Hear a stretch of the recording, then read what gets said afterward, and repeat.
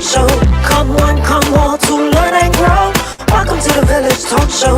We discuss what people need to know, empowering them to learn and grow. We discuss what people need to know, empowering them to learn and grow. Give praises to Jehovah, from whom all blessing and knowledge will flow. Blessing and knowledge will flow. The Village Talk Show, dedicating to empowering the community to live a healthy, safe, and financially capable life, helping each one of us in realizing our dream at any age, any point, starting from today, day. Success. Come one, come all to learn and grow. Welcome to the Village Talk Show. Come one, come all to learn and grow. Welcome to the Village Talk Show. We discuss what people need to know, empowering them to learn and grow. We discuss what people need to know, empowering them to learn and grow. Success is not spoken, it is done. Success is done. Come on now. The Village Talk Show. Talk Show. The Village Talk Show.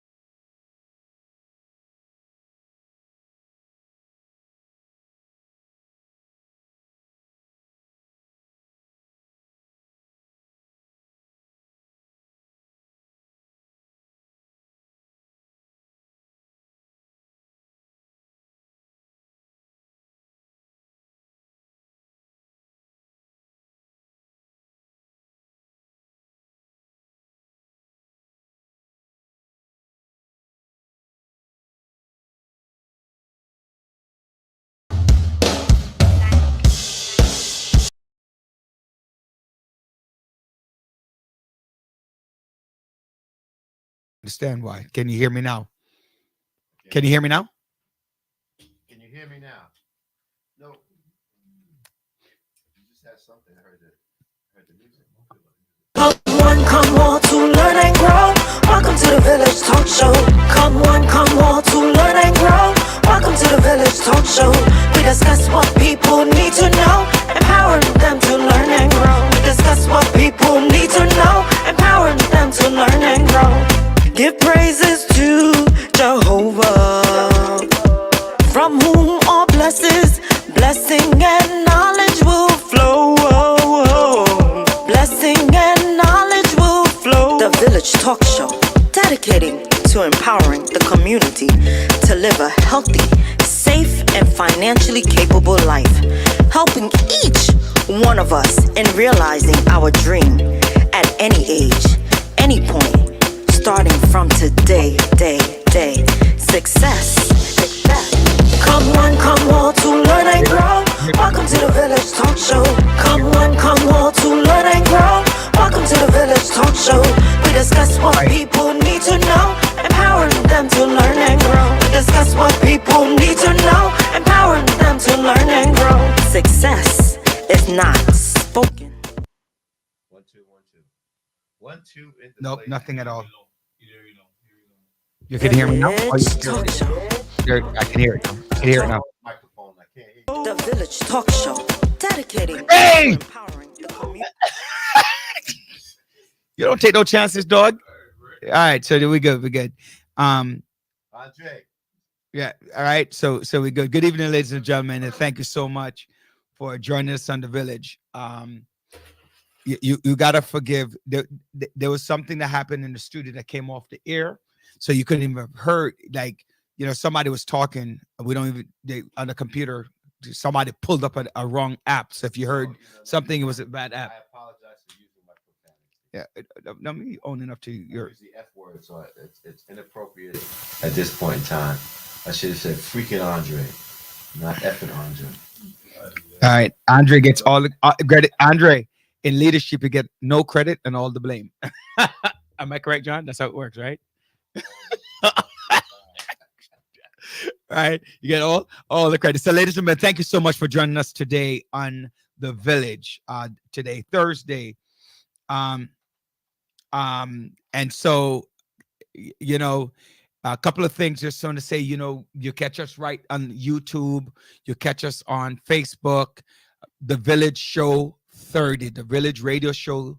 You can catch us there, catch all the info on John L. Sampson, Roderick F. Daly, Joanne Bryant, Andre Dolman, Sophia Willisey, right? Did I mention you, John? I mentioned you, right? John, all right? 92.1 FM. You can hear us out there. So it's very, very excited to be here. First of all, I want to give honor to God. Let me do that first, and then you can interrupt me. I just want to give honor to God for giving me another week to be with you, our villagers. You guys inspire me, make me feel it's like every day you hear things, but I'm inspired by knowing so many of you out there reaching out to us right here. And I know that you listen. So I just want to say, to God be the glory, great things he has done. And so I just want to say thank you for that. John, you were saying? Before, I want a moment of silence for those individuals. Oh, absolutely. Oh, wait, we can't do that yet. I can't. The reason I'm saying no, we can't do it. I did speak to, and there's some things that so I wanted to make sure that she's on the air. Joanne. So we don't forget though. That's the first thing. Okay. All right. When she comes on. As you see, Dr. Brian is late. No, We'll wait for her. yeah. Right. I'm gonna take some credit for her lateness. I am. I'm also gonna blame the neighbor, and I'm also gonna blame Dr. Brian. Villages, I was here on time, couldn't get in because Andre. Again, Andre. And Y'all just gotta we're not here. testing. I can hear you. I don't know if the video villagers can hear you. Accountability is their kryptonite, villagers, as you can see. All right, this is your kryptonite. They gotta come early. I've been here early enough. They know they got my number. They could just knock, call, and they get it. Simple. Right. So again, it's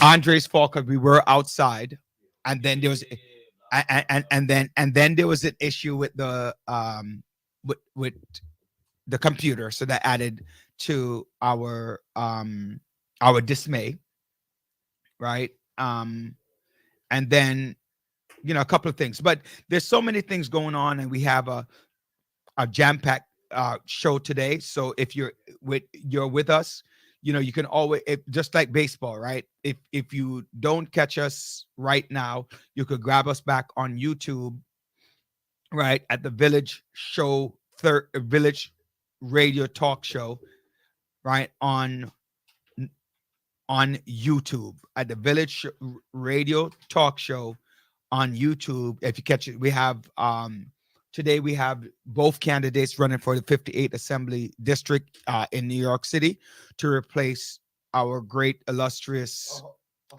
Excuse me. Assembly member, right? We Roger, right. You're moving too fast.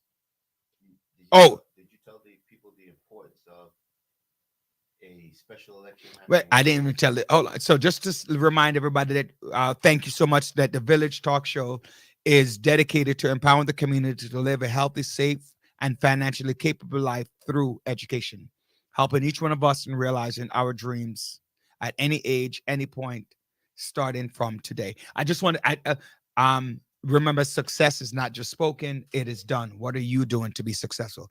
What I was trying to say, I wasn't really talking about the special election per se. I was just talking about the different topics that we're going to try to cover today, including you will you do it in a minute.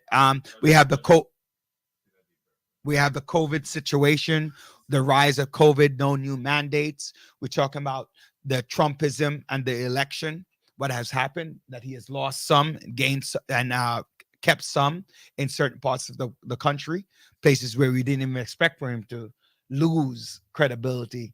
He has lost some credibility in some places where we didn't expect for him to gain the credibility or retain it, like Pennsylvania.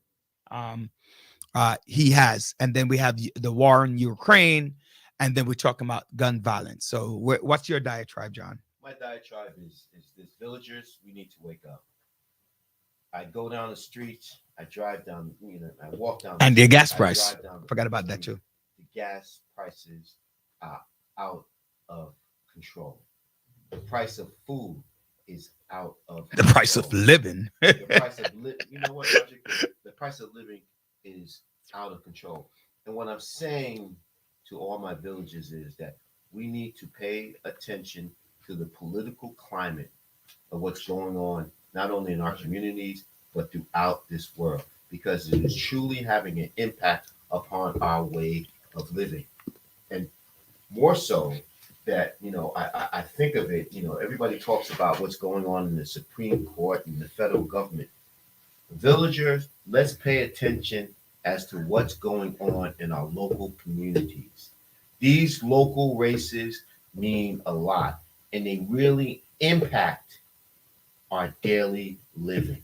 We need to pay attention because of such a screw up by the New York State Senate Democrats. They have Democratic colleagues competing against one another for districts because they were overzealous and did not have the vision to understand that you cannot be avarice when you are putting lines together. As a result, we got Hakeem Jeffrey.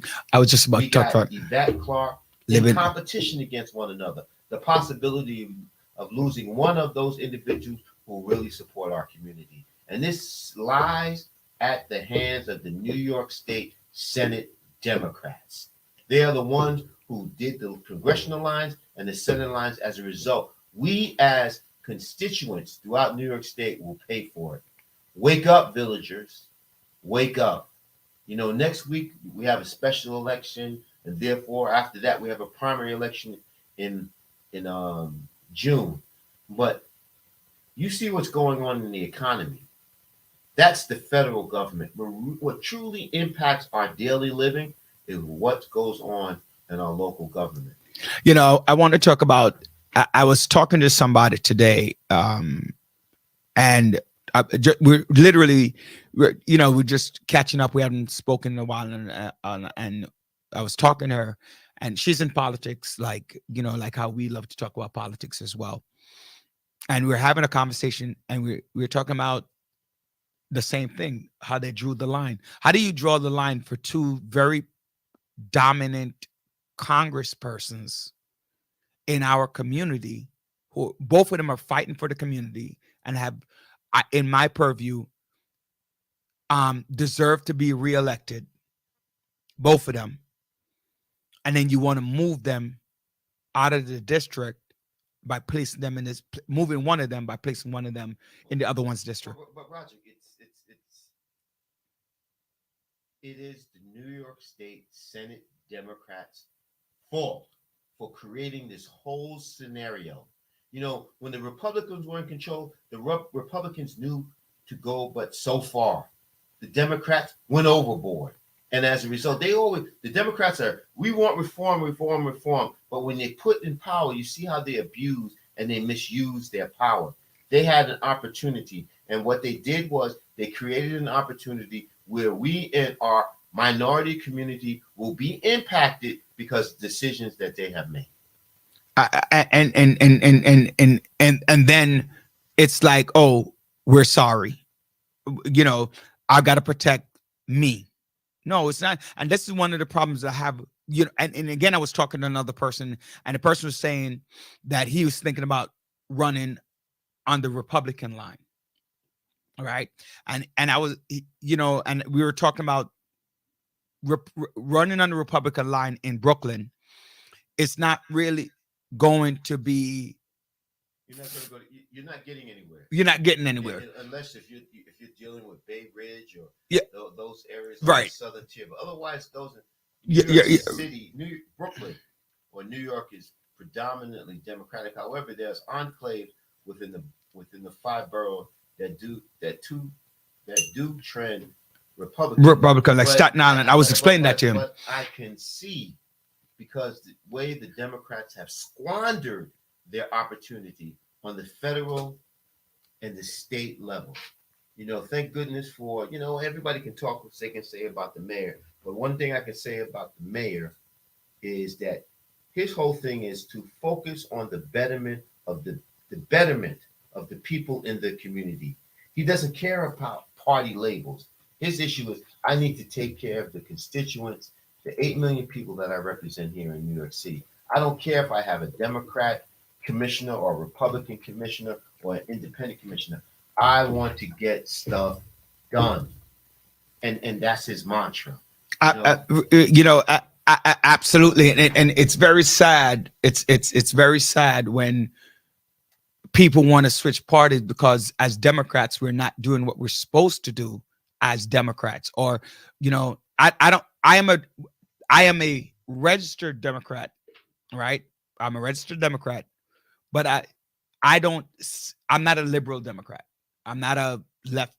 I don't believe in a lot of the crap that the Democratic Party. You're not a lefty liberal. Right. I'm not and lefty liberals are the problem in the party. Just is the same way. I want to be clear. Just the same way that right-handed Republicans, ultra-conservative Republicans, right, are causing some of the issues. Just like, I went to doc today because today was a session, right? And when I called in, we were talking. What's that calling number, Andre? We need a call. I thought I wrote it in 718-841-9980. 718-841. Yeah, we actually want to hear from you, right? What's going on? It's very sad when I say this in middle to low income communities where it is. I don't care about the rich people who don't want to go to the primaries because they're not really fully affected, right? They're not fully affected by certain changes, unlike in low income, low democratic area where the schools are bad, crime is high, and all these different things. Caller, you're live. Good evening. Chris Townsend calling out of Brooklyn. Hey, Chris, what's going on? All right, good evening. I was wondering, in terms of the conversation, Which whenever one? you leave in terms of whenever you leave a ship, you have to put a captain in place, right? So I'm questioning, who does Nick recommend for the seat? Monique Waterman. Chandler Okay. Waterman. Right. So now we're questioning that for what reason? I don't questioning that, Nick? I don't know. I don't think John and I are questioning the 58th Assembly District. I didn't hear that. If you did, then maybe I missed it. But I think what John is saying, and what I'm saying, I just want to be clear. What I'm saying is there is a special election happening next week on the 24th. Less than 30 days later, we have a primary election. Let's use the word might. We will have a primary election in June, 30 days. Chris, do you know what the cost is to special election? Do you know what the cost is? That was a question for you, Chris. I think it's a rhetorical question. Don't just answer the damn question. We're talking about hundreds of thousands of dollars, a couple of million of dollars to run a special election, and then 4 weeks later. Are you hearing him through the mic? I can hear him, but I'm not hearing him through the mic. You're breaking up, Chris. I'm hearing John very clearly. Okay, all right, go ahead. And what I'm saying is, Chris, why couldn't everything happen at one time at a primary election? Why are we having a special election and then a primary election 4 weeks later? I want to debate you on that. No. Wait. I want to debate you on that. My understanding is that people enter the race. But go ahead, John. Oh, sorry. I'm going to defend Monique, maybe higher than Monique, right? Maybe higher than Monique. Could have made a decision not to have a special election. I don't know Monique. Both Moniques and Harold have a say. They don't have a say. So therefore, how would you fault the candidate? No. Who's faulting the candidate? No. Then it sounds like you're faulting the candidate. What I'm saying is, and that's what I'm saying, Rudy. I'm saying it sounds like. Go ahead. I'm not faulting the candidate, but it's the process. Me too. I hate the process too. It is the process. The process is you're spending hundreds of thousands of dollars, millions of dollars. The next 4 weeks, we're doing the same again. And I question the same process with the New York State Senate Democrats who drew these lines. As a result, all the candidates, all the incumbents went out, got their signatures, preparing for a June election. And because of their avarice, their greed, their power, now not only we have an election in August. So what happened to all those signatures that were collected? My whole point is the waste. The waste that I hear what you're saying. I hear what you're saying, John. It seems like we're working backwards as a party. But that leads us into my point when it comes to Democrats. We are always working backwards instead of working forwards. And as a result of that, it goes from everywhere from Washington, D.C. to New York State. And as a result, although in Washington, we're going to get our clocks cleaned in November. We are going to get our clocks cleaned. And it's very unfortunate. And in the state of New York, there's a possibility that we could get our clocks cleaned because the Senate Democrats who have a supermajority are definitely going to lose seats. And you put the Republican GOP in a position to say, you see what Democrats have done? We gave them the power and they screwed the lines up. And as a result, it's going to give them an increased number of Republicans who may win these congressional seats, thus impacting Washington, D.C., and also impacting the balance of power in the state. And that's my whole point about this whole thing. You know, sometimes we need to go ahead. Yeah, so John, two reasons for the call is, number one is what are your thoughts on the redistricting of District 10 in terms of de Blasio and the congressional? You're talking about 9. Yvette right, Clarke, and de Blasio in terms of congressional redistricting. Wait, go back. What is the congressional? You're talking about the newly conformed district that de Blasio is contemplating running As for Congress? Right, and yes, and the trend that will potentially create. And the other question is, either candidate for Nick's seat, what are the pros and the cons that we perceive that will happen with each candidate? Well, so that's what I would like you guys to let me answer that. Let me grab that question. No, wait. You can follow up. No, wait. We both can answer it. The both candidates are on tonight. Both candidates will be on tonight, but they're not on together. So in fairness to both candidates, Chris, that's a very good question that when they're both on, that you can ask them a question. They're both on tonight. Questions. Okay. Chris, all right. And let John, go ahead, John. I just want to say both candidates, whoever wins will represent the district. Will be admirable, and I know they will do well. You know, whoever represents, I know either one will do well. That's, to me, that's just not the issue. My issue is more so the process and the way we as Democrats have to become a lot more smarter, because it seems that when the Republicans always play these games, they always seem to have the advantage, but we always seem to get called out. The Republicans did redistricting for all those many years, and they never got called out. We went to court numerous times, and the court never decided in our favor, even going to the Supreme Court. However, now all of a sudden, you know, even though they voted for the commission, the Democrats voted for this commission to allow them to make sure things like this would not occur. And you know what?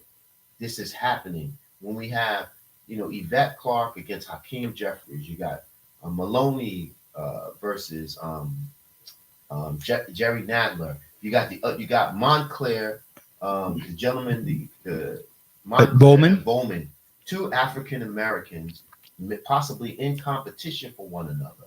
You know, at the end of the day, with all this redistricting, you know who's losing? We're losing because we're losing our representation. And that's my bone to pick with Democrats. That is really my bone to pick with Democrats. You know, I can, we need to, everybody gets caught up with left or right. You know, we have gone too far left to the point that we have given Republicans the advantage. And that's why, if you look at it, that's why Roe versus Wade is in such jeopardy. You know, John, I would agree with that bone, and I would say it's a decent bone.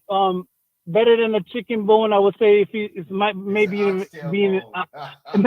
an oxtail bone. Yeah, you're finishing my sentence, Reggie. so okay, I can't argue that way. Rudy, why do you oppose that? do I oppose what? His issue is not. It's more of the contention within the party. I have that too. I have the than- same. We both. I don't oppose it. I believe that. The gluttony. What is that word? The greed. Well, gluttony, but greater than greed, right? That now has caused some problem because I consider Congresswoman Yvette Clarke a very good congressman, and she's proven that congressperson, because I say congresswoman or congressman, whatever I say, congressperson, right? Because she has been reelected since 2006, whatever term you do the math, 8, 6, 8, 10, right? 12, right? Almost 8 terms that she has been elected. Jamal Bowman is in his first term and is doing a good job when you think about that. Hakeem Jeffries is the deputy speaker, so he has done a significant amount of work. Yvette Clarke has done a tremendous amount of work for the Caribbean community, immigration, helping to make that fight. We might not see it, and a lot of times people argue that, oh, I can't see what you're doing for me directly in my hand, but you don't see the effect. Making, the segue that Una Clark made, and Yvette continued, right? And no matter how you feel about Matthew Eugene, he continued, and now we rehab the Flatbush Center market where Caribbean people get off the street and they're able to do things. Hakeem Jeffries is the deputy. What is it? The deputy speaker, majority.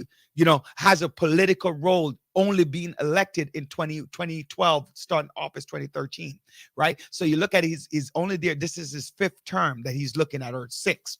Right? So they're doing work, and then to pin them against each other because of gluttony and covetousness, right? Right? It's a problem. So yes, I agree with John. I am in no fault. I believe, like John said, whether Hercules win or whether Monique wins, right? No matter who I align myself with, or no matter who he aligns himself with, or no matter who. We don't align ourselves with either candidate because we have to remain neutral. No, I'm not saying that. I'm saying I'm just saying, no, they will represent the 58th in a beautiful way, right? And so I'm not even upset if somebody chooses to vote for Monique or choose to vote for Hercules. I know if somebody asked me what my answer would be, right? But not on the ear, I wouldn't do that, right? But at the end of the day, that's not my contention. Just like I'm really upset with the overall Democratic Party right now. And it's gone too far left. That's why they're losing Roe versus Wade. Roe versus Wade, right? So they're losing that. Democrats are losing seat across America because inflation is ridiculous. Rent is ridiculous. And so you know why? Part of the reason why rent is ridiculous, because they're not looking at landlords. They're only looking at renters. But at the end of the day, if you don't own nothing, right, you rent. You're trying to get ways around the rent. Landlords don't want to rent nobody nothing because people are not paying rent. The law is too liberal for the landlords. Republicans are not going to let that happen. So why you think they're losing? The Democrats are losing credibility. Inflation is too high. Gas is too high. Rent is too high. Food is too high. And then the intrusion on your personal life is too high. And all of this has come from the Democratic Party. And that's a problem. That's part of the answer for me. And so, yeah, so just to transition also, will the show tonight touch on the impact, the economical, sociological impact of Nick Perry's appointment as Jamaica ambassador? How will it have on the local East Flatbush community? That's a good question. And it's a very good question. You know what? As I can't hear you, John. You can hear him? You hear him loud and I can clear? hear him. Okay, He's low. He's definitely lower than you, but I can hear Yeah. him. Keep it low, Chris. Microphone is in my face, too. He keeps it low, Chris. That's why he doesn't want to hear me. He wants to be the dominant person. That's what it is. That's all it is. You know what I'm saying? But one thing I can say is, you know what? I can hear you. I can hear you now. One thing I can say, He plugged up the treble in the sound class, right? One thing I can say, Yeah. I'm proud of. See, by the way, Chris, wait, Chris, I just got a notice from a listener that says, John, we can't hear you. You're too low. Yeah, I said that. I texted that earlier. Yeah. Chris, All right. it is his plan. You see, it's his plan. Keep me low. But what I'm saying is, Chris,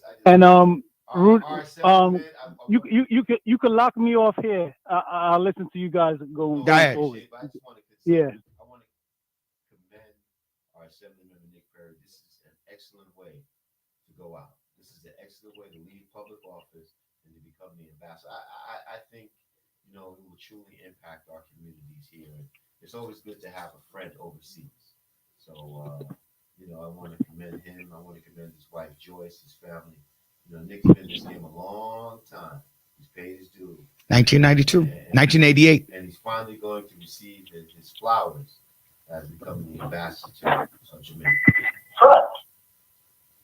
We don't know yet, right? We don't know yet which candidate is going to replace him. That's A. But B, Nick, people tell me all the time different things, and I've said I've known Nick for over 20 years, like Ambassador Perry for over 20 years.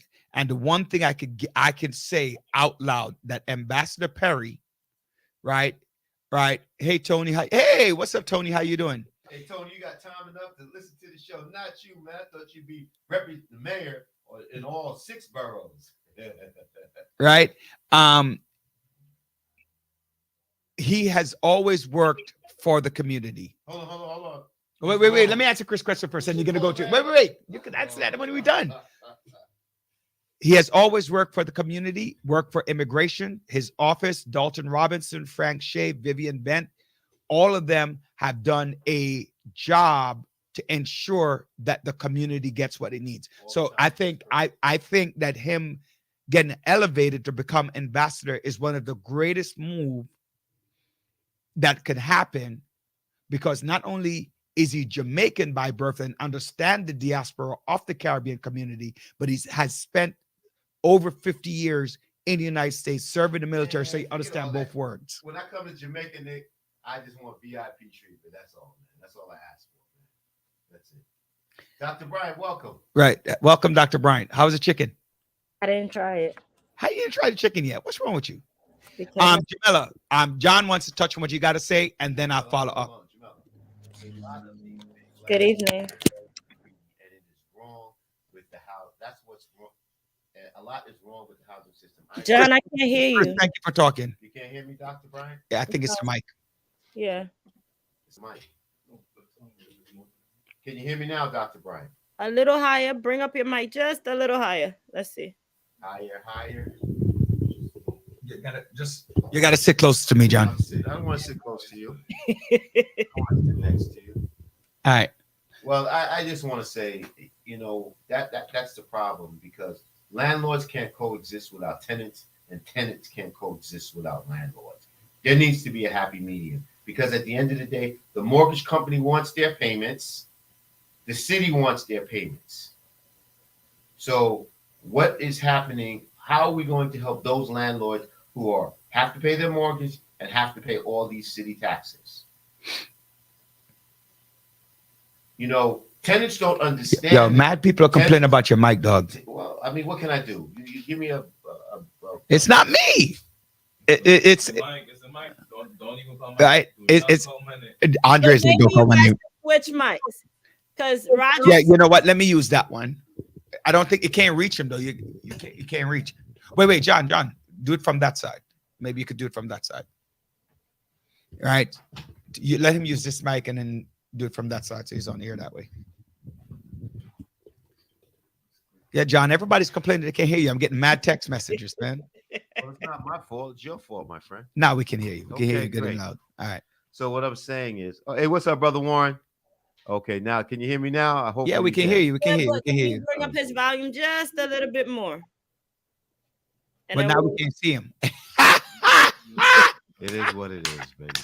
It's all good. It's all good. Kumbaya, It's man. all good. Pull the top down a little. It's all good. This is all a conspiracy by Roger Dale. He just wants to be alone by himself. From the village, that's what it's all about. Oh, don't forget we have to pull up the commercial, Andre. All right, guys. So you were talking about what's going on. I mean, The landlords. This is a constant battle between the landlords and the tenants. They need one another to coexist, and we just get caught up in this constant battle. And you're right, Warren. But what about the small? My father was a small landlord, a 2, 3, and 4 family. Everybody forgets that. And the bulk of the landlords are small landlords. One thing that I say to people, I'm a small landlord, right? I'm a small landlord. No doubt about who I am. The fact of the matter is, I mentioned earlier, there are, no matter what walk of life you have, John, you have greedy people. Mm-hmm. No matter where you are, you have somebody's going to try to make the extra $200, $300, Jamela. My answer to that question is, I still got to eat. I'm a landlord. I got to eat. So if part of my American dream is to own a home and you're coming in as a tenant, I want to leave something for my children. So I buy a house. And part of that income is my rent. Because when you fill out an application for something, they ask for a source of income. So rent is a source of income. Right. So when you neglect to pay your rent, then you are affecting my source of income. So don't tell me that don't buy a house and expect for the mortgage, the rent, to help to pay the mortgage. It is a source of income in my house. You understand what I'm saying? So now you're affecting the livelihood. What did Robert Carnegie talked about? Generational wealth. And you're affecting that. So to hell with the fact, I believe in New York State, you need to put people out, literally, if they're taking more than 3 months to pay rent, put them out. Or change the law so that rent don't get too damn high. Change the law so that gas prices don't get too damn high. Why are we at an inflation rate higher than an income rate? So your income, you send somebody to college, you make money. You have a trade, you make money. But even the person who take the car to the mechanic is looking for a break. So what are you supposed to do? So as a landlord, I need to lose my house because I can't move you out. I do think that there should be a cap on how much you could charge rent for. Like, I don't think you should not charge rent or any prices raise any prices greater than an income would raise. Well, I agree, and I try to be reasonable. I have a house, and I have 2 tenants, and then they have 3, and they have thank you, Warren. Three bedrooms, and I just charge them $1,600 a month. Yeah, But they don't. But I could. But hold on. But I could get $2,500 a month. There you go. But I prefer to have a tenant who can pay me consistently than where I could just milk someone. John, I know somebody, right? I could tell you up front. I'm speaking from anecdotals. Mm-hmm. It doesn't matter what you charge for some people. They're professional renters. They know they're professional renters. That's true. That's true. Right? That's true.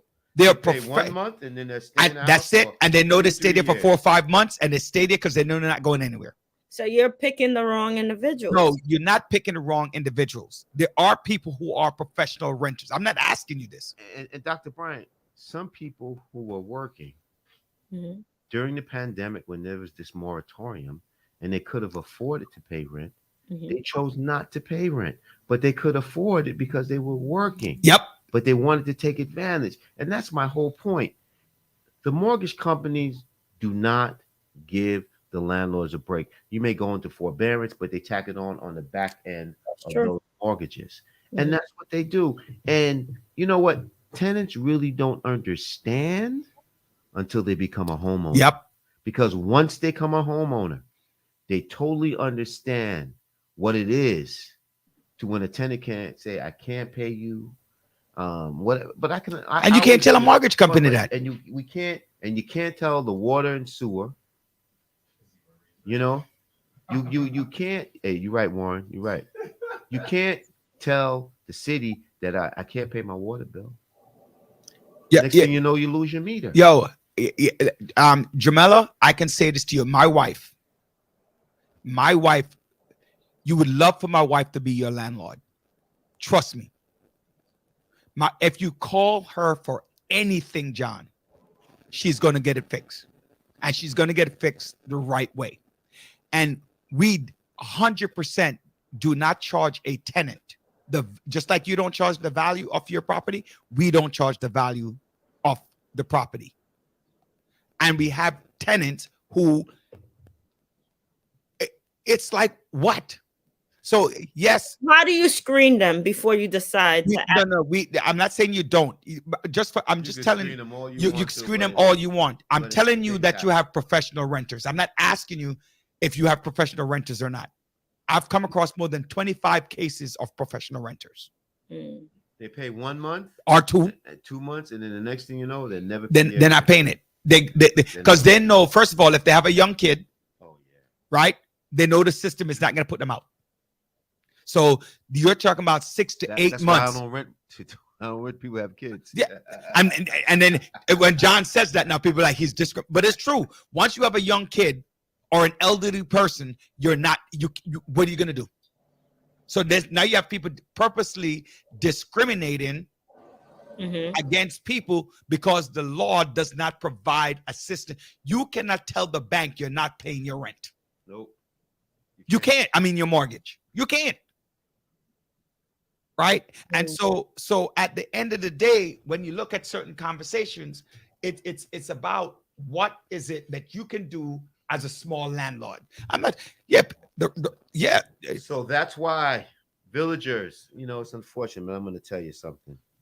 Do not buy a home if you have to. Do not buy rental property if you have to depend upon the rent to pay the mortgage. Yeah, but John, there's a problem with that statement. No, it's true because no. I strongly disagree with that statement, and the reason why is you have the American dream. Yeah, and part of the American dream is to have your home, because when you build it, you have the generational wealth. Home ownership is a guaranteed way, if all things work out, to generational wealth. So sometimes most people not all, who don't own rent is because they don't have one in the area where they want to live. They don't have the down payment for the house. Right. So if I bust my ass I earned that $50,000 down payment, that $100,000. I went into my pension. I saved the money, and I buy a home. So I provided a space for you who couldn't afford the down payment, and I provided a space for you. And this is the crap that you do. I'm providing, like John says, $1,600 for a 3-bedroom apartment. I know somebody who's renting a 3-bedroom apartment right now for $3,000. And he gives you a break, and you go to his apartment and you stiff him because you're a professional renter. How is that right? And that's my argument. That's where I am with the conversation, right? Because part of it is we need to look back at bankers. I mean, the financial system. Watch inflation. Taxes are too high. Maintenance are too. Yo, dog. And let me jump in. And also, because of Trump, there's a cap on the amount of interest that we can deduct. Yep. So, and that is incredible. And then he lessened your tax and raised it in other ways. You know. You're damn if you do, damn if you don't. And we're just getting hit the small, and people don't realize it's not the big landlords that are getting hit that much. It's really the small mom and pop landlords that are really suffering. And we're suffering because we can't pass it along. But you have some landlords who really take advantage. Yes, they do. Take advantage of tenants, which, you know, but I think that overcharge. Yeah, they do overcharge. I think I've always wanted a tenant where we were partners. You know, if I'm not in my home, they're looking out for my home. If I'm not there to shovel the sidewalk, they're going to shovel. I'm Andre in my computer. If they if they say, well, you know, I'm going to be late, or because of situations I can't pay this month's rent, I'll make it up next month. You know what? Since you've always been working with me, I have no problem. Yep. It's a partnership, and I think we have become adversaries instead of becoming partners. So that's all I'm saying. I plug it into your computer. We all want the same thing. We want generational wealth. We want to pass on what we have to our families. Let's just work together. And on that note, you know, since you're here, Dr. Brian, I really wanted to take a few minutes. I wanted to, a moment in silence for those individuals who passed away in Buffalo, that Buffalo massacre. But I know you wanted to be here, and you know the floor is yours, Dr. Brian. Ay. The Buffalo situation is sad because it's a repeat of what we constantly see. I'm just grateful because I have family members in Buffalo. That's 5 minutes away from where the tragedy took place. And I know friends who have kids at Buffalo State College. So thinking that you could go to a supermarket and shop or just enjoy your wonderful warm day, that doesn't happen anymore. So you're a target walking in a shop, you know, being black, no matter what, from your own people and from white terrorists. That's the sad part about it. When are you able to just be free? And that doesn't exist. And what I have a problem with, before you interject, Roger. She's Villager. She's standing up straight now. Here we go. Go ahead, Doctor. What you got a problem with? Is, this gentleman was not treated the same way as my brother Robert or Raekwon would be treated. So hey, he mentioned he wants to blow up a school. No one. Oh, okay. Let's take him to check out a psychiatric and release him the next day to his parents. Can you imagine a young black boy saying the same thing? It would not be the same result. Not at all. Not at all. It would be Raekwon is on the FBI list. Raekwon is in prison. Raekwon says this. Raekwon, you know, all of that. Sorry, I'm just reading Lauren's comment. No. And then there's another thing. I noticed the discrimination with upstate versus where we're at. So the treatment, the cuddling, the softness, the approach. If it was in Brooklyn or Queens, or the Bronx, it Don't would say not Brooklyn, be the just say anywhere. same treatment. Not at all. Anywhere. Not at all. Let me Not tell you at all. something, Doc. It wouldn't have happened in the Brooklyn or the No, Bronx it would have been because as soon Some as of you them would as capped soon his as you ass. would have came in, he wouldn't have made it through the door. Oh, wait, we can't because say that. we- No, we we would've- can't say that yeah. because we had the subway. We had the subway. We can't would've- say that. We can't would have say had the guns out.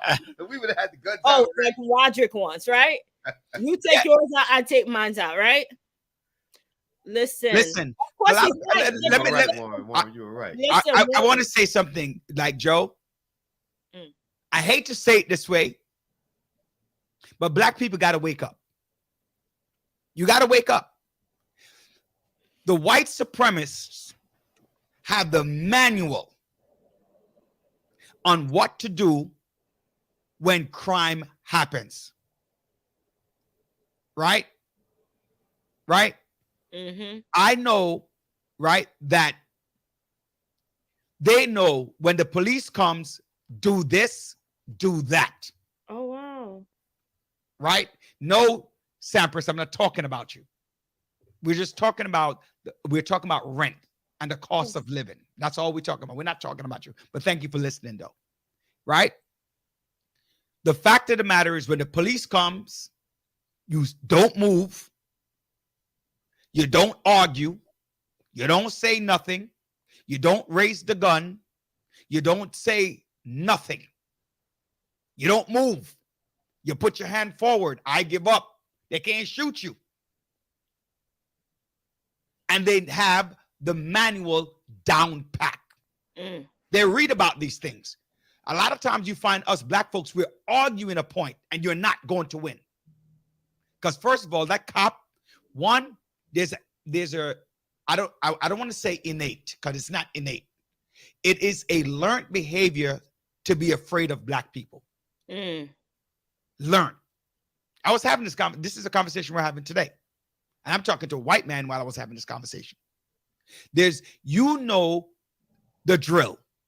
Wind down your windows, put your hand on the steering wheel or out the window so they can see it. It's not a conversation about, or you leave your hand where you can see it and ask, what did I do? What is this? What is that? Our hands are like, why are you telling me to touch my hand? I'm not doing nothing wrong. Now the conversation is going sideways. So in no way, shape, or form am I sitting on this pulpit talking about that the police is right. But they have the manual. And when you tell somebody, oh, but they were unarmed. Unarmed doesn't mean you can't get killed. Because you're black. No, it's not just because you're black. Mm. It's the action that you do while black, because they already have a heightened sense of, and by the way, don't just blame the cops. We do it too. Of course. As black people, Did you not hear what I said?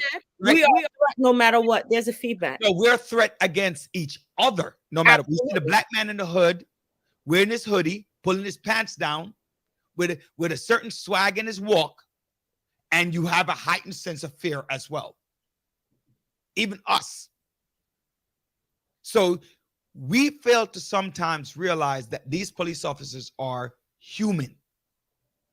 So therefore, they also have a heightened sense of reaction, and they overreact in a black community more. I agree with that. But we in the black community also have to learn to underreact as well. Wait. Elaborate on underreact. When I say underreact is, I'm not sitting there questioning you all these damn questions. I'm not telling you, I hear you, right? I'm not telling no black man to give up your rights. I'm just saying, how do you go about it? One thing I love about in my interaction, all my workforce with white people, they go paper and pen. Paper and pen, not the mouth. It's paper. It's not, if you hit me, hit you back. You know what? I disagree with some of what you're saying. Right. Even if you have someone who actually follows procedures. I'm thinking of the gentleman who actually told the police officers that he worked for a school. And he had a gun, yeah. Yes. He followed everything. Yes, he did. I'm not saying, there are examples both ways. The tragedy is always on our end. That's the problem. We're always the dead individual. not the other way Every around. time there is a mistake, Dr. Bryant, you are correct. We Not in the Bronx always last week. wind up dead. Not But last when week it's though. but it's unfortunately when it's a white individual, Yeah. they always seem to be taken alive. Hey, And listen, wait, John. Gentle. Last week in the Bronx, I think it was the Bronx, or somebody sent me the video. He wasn't taken alive. He went to the car. He had an argument. He's at the gas station. Oh, I saw that. I saw it. Right. I Yeah, saw he's at the gas station. He's white as midday. Right. And he threatens that he's gonna go get his gun. He went to go get his gun, which was the air gun. which was a BB gun, right? That's one in a few. But it's at the point. I'm saying it does happen. No, it's not. It didn't hit the media. But one in a few. But again, you're not listening. I said it didn't hit the media, and the reason why it didn't hit the media because he wasn't black. No. No. Roger, I you just know what? Oh, wait, we gotta go to commercial too. As Warren, as Warren said, Warren is right, because if it was a person of color that happened in Buffalo, he would not have been taken alive. I don't know, but I don't know that. He would not have Was been taken hey, alive. wait. Was it in I don't remember the year, right? The Bay shooter, in Washington, D.C., Malvo and his Yeah. The DC shooting. the DC they were taken alive. That's an aberration. In Colin what is his name? Colin Ferguson. Ferguson. He was taken alive. Aberration. Well, Once every 10 years. again, the point is What's the point is Once every 10 years. once is there's Once still every 10 if years. you know the manual, But wait. Look at the boy who was carrying a gun through the you street. can't if he's carrying a gun. No. Roderick, no. Go ahead, finish it. I didn't let you finish. I'm sorry. That's my fault. No. Imagine one of us carrying a gun, a rifle, in the middle of the street like that. You think he would walk safely, get to his You're talking destination? about safely? Wittenhouse, the one that just got Yes. There's free? no way. No way. Shot. Different rules for different folks. Different Look, rules. They pack the and Joanne, I hate to agree on a lot of some of the things that you're saying now, but you're correct. You're correct. Yeah. I'm definitely not saying that. Remember what I said? I said there's a heightened fear, and I don't want to. I said it is taught. But you know of what? blacks. Listen, I also feel that upstate New York and over here where we're at is not the same as well. Because here we are. The gentleman was not even flagged. Ooh, I got something else to say, Doc, when you finish. Flag. Can you imagine? You say anything, you're actually, the FBI is tracking you, everybody, no flag, no indicator, nothing at all. He continued his life like nothing happened. Nothing. So they dropped the ball completely. And black folks got to pay for it. Please. So And who's also, Dr. Bryant, did you see the comment from a correction officer at No. Attica that he made I didn't see in that. reference to the shooting? What did you say? Did you say something asinine? Yeah, asinine wasn't the word. He said it spill on aisle such and such, it spill on aisle and such.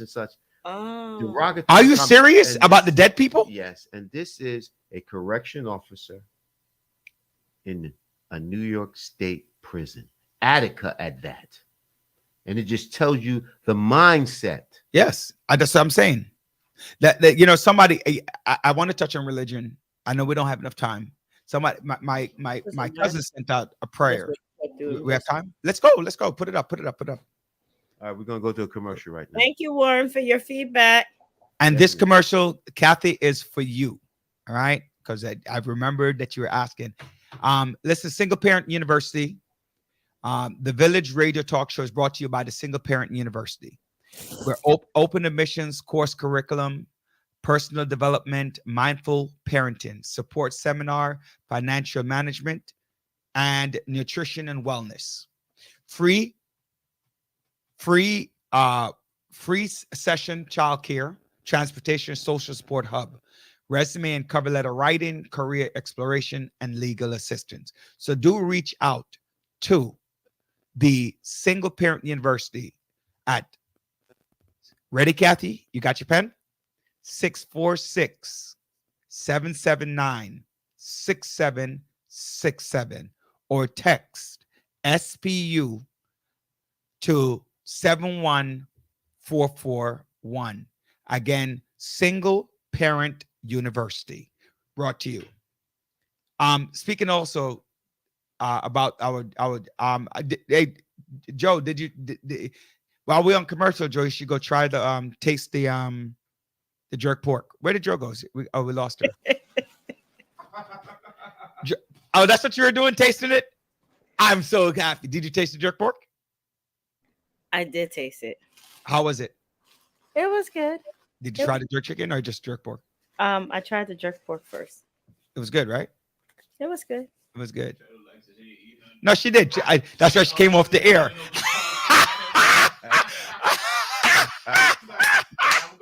Hey, look. Now she got the drink. She getting the drink. Look. Right? So she's trying to jerk pork. Ladies and gentlemen, the jerk, the king of jerk, right at Utica, the corner of Utica. I see him right at the corner of Utica and Glenwood. To come out and get your jerk chicken, come and get your jerk pork, and come and enjoy. Hercules, give us a thumbs up when you're ready. All right. Is that thumbs up? You ready? All right, perfect. Let's bring him on.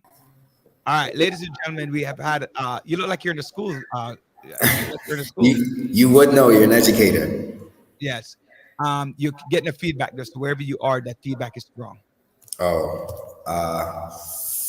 Yeah, that might be a problem then. Yeah, can you maybe move away from? Can you move a little bit to your right? Maybe you move away from that wall. Okay. The wall might be giving you. Go closer to the window. Hello? Better? Or no? Yeah. No, it's his. It's feedback. You just, Andre, can you hear me? Give me a thumbs because I don't know if you can hear me. All right, perfect. All right. Say something. Let me guys if you hear my feedback because I can't hear. Say something, Hercules. Now he's breaking up. I'm breaking up? You're good now. All right, perfect. No problem. So welcome. There's some hot-butted questions from the audience out there. So you have some questions. I'm telling that up front coming up. Some audience questions. And John can't wait. So this is your first test right now. All right. Bring it on. All right. So first of all, thank you so much for joining us right here on The Village. You have been a real inspiration for a number of people, both as a Caribbean American, as a young man, as a black man, wanted to take on this incredible feat to run for assembly, to represent a district that is now represented by icon in New York State and American politics. So congratulations on that. Tell us a little bit about yourself and tell us who you are. Sure. My name is Hercules Reed, and I am the son of two Jamaican immigrants who came here to America like many other families. I don't know, is this still not working? Because I can switch a location if you give me a second. I think it was during the time that Roger was asking his questions, so we hear the feedback in the background. So he has a feedback. He has an echo. Okay, so can I have like 1 minute and I'll change my spot? All right, that's perfect. All right.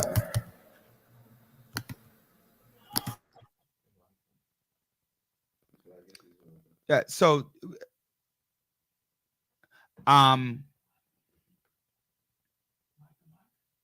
no, he just switched for a moment to a different ear. So, John, talking about what we were talking about before. I feel the Buffalo situation. Like somebody sent me a message. One of my cousins sends a message in a group chat about God and we need to draw closer to God. My answer is I don't think that's the answer. Mm-hmm. Right. And I don't think that's the answer because the people who died can't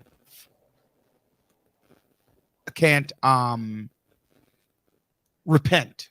They can't be saved. Right? So I think not draw close to God, but understand the works of God. I think that the message has to be different, because no matter what you do, there are going to be people who said, I don't believe in God. There And it's unfortunate. Mic up, John, please. Mic up, 1 2 1 2. Yeah, we can hear you now. Stay close to the mic, man. What's wrong with you? There's more people who are close to God than those who aren't. my brother. Yes. Okay. So I don't know. I'm not going to agree with that. well, you don't have to agree, but you know what? We're not looking for your agreement. No, I think more people need to be closer to God. But it's all about developing a relationship with That's God. the problem. That's what it is. That's where the problem Developing is. A relationship And with God. understand really what God is about. Exactly. And understanding what the power of faith, what the power of discernment is. That's what it's all about. The church is just there for to create disciples, to the disciples, the word, to understand the significance of God wanting to have that relationship with us. It's all about being able to make decisions, although that people may not be around, but using our moral compass, using our spiritual compass to make those decisions that are correct. And that's what, and plain and simple. And being more close to God allows us to look at ourselves internally and to make those decisions that are morally correct. And you'll only be able to do that by looking to us internally. And we need to start learning to pray for the evils of the world to move. But again, that's part of the problem. Let's get Welcome to back, let's, Mr. Reed. let's welcome back.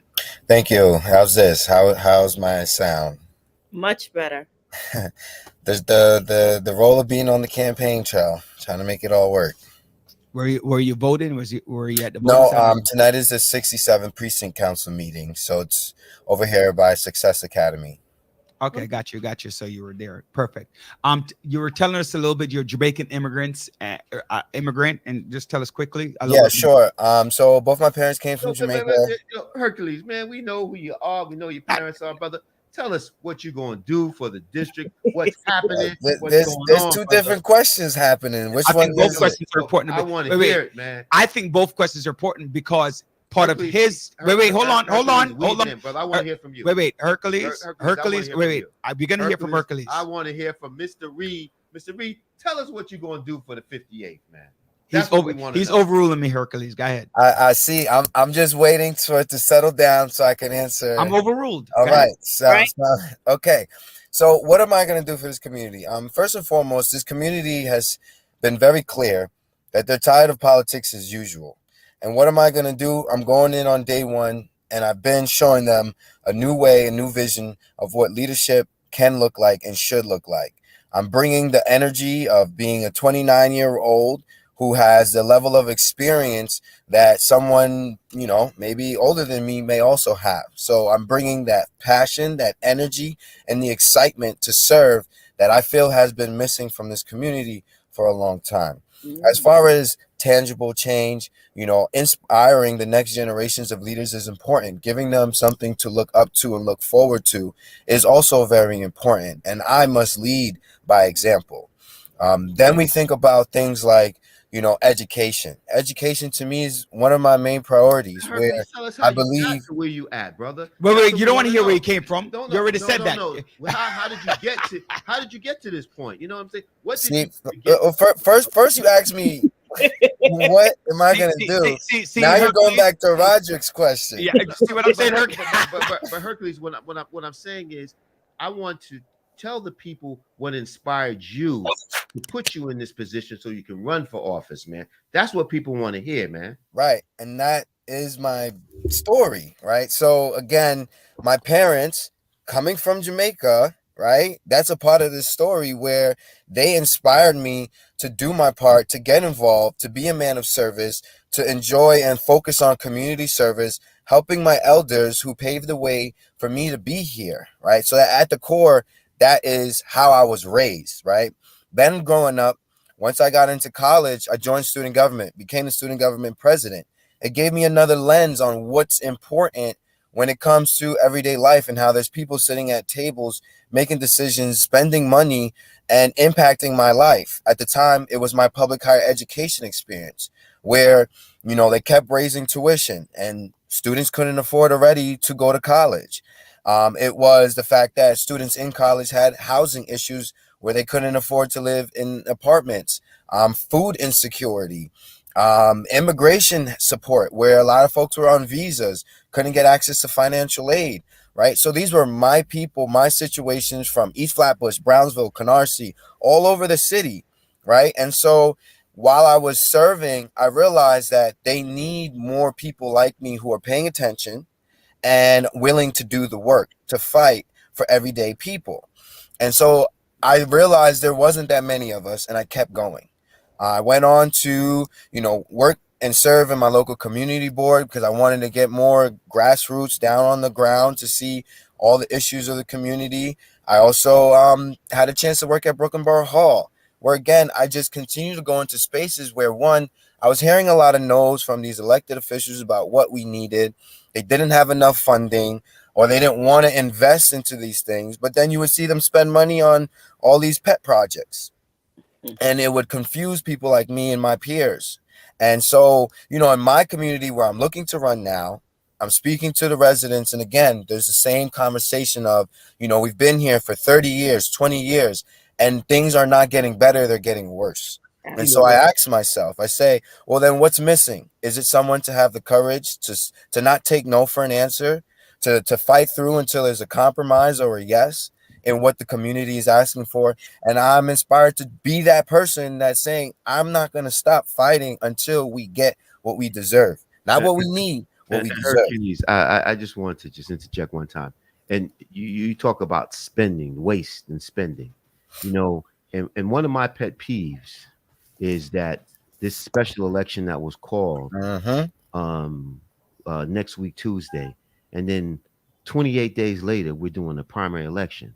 And that's what I call the epitome of waste, spending hundreds of thousands of dollars for a special election and then turn around, not even 30 days, running a primary, just wasting that money. And all that money that we're wasting, this is what bothers me. That money could be going to the community. That's true. Yep.